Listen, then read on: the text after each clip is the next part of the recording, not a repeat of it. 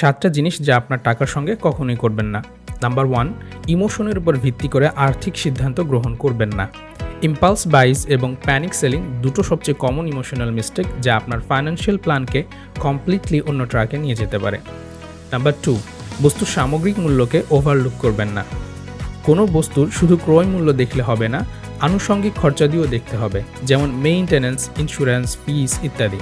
Number 3, credit card ব্যবহার করে এমন জিনিস কিনবেন না যা আপনি ক্যাশে পরিশোধ করতে পারবেন না। ক্রেডিট কার্ডের সুদের হার অতিমাত্রায় বেশি। আপনি যদি সময় মতো পেমেন্ট করতে না পারেন তাহলে আপনার ফাইন্যান্সের উপর গুরুতর প্রভাব ফেলবে। নাম্বার 4, আপনার ওয়ার্ক প্লেস কন্ট্রিবিউশনকে উপেক্ষা করবেন না। আপনি যদি একজন চাকুরিজীবী হন আর আপনার চাকুরিদাতা আপনাকে কোনো ম্যাচ অফার করে, আপনি তা গ্রহণ না করেন, আপনি মূলত আপনার ফ্রি মানিকে টার্নিং ডাউন করছেন।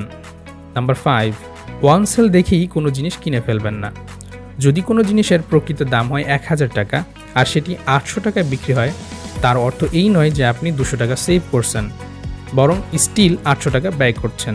সো প্রয়োজন না হলে শুধু অফার দেখেই কোনো কিছু কিনে ফেলবেন না। নাম্বার 6, গেট রিচ ফাস্ট বা এই জাতীয় স্কিমকে বিশ্বাস করবেন না। যদি কোনো জিনিস মনে হয় too good to be true, তাহলে বুঝতে হবে খাপলা আছে। এ ধরনের স্কিমে পড়বেন না।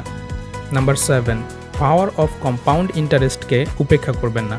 ভালো হোক বা মন্দ হোক, আপনাকে পাওয়ার অফ কম্পাউন্ড ইন্টারেস্ট জিনিসটা বুঝতে হবে।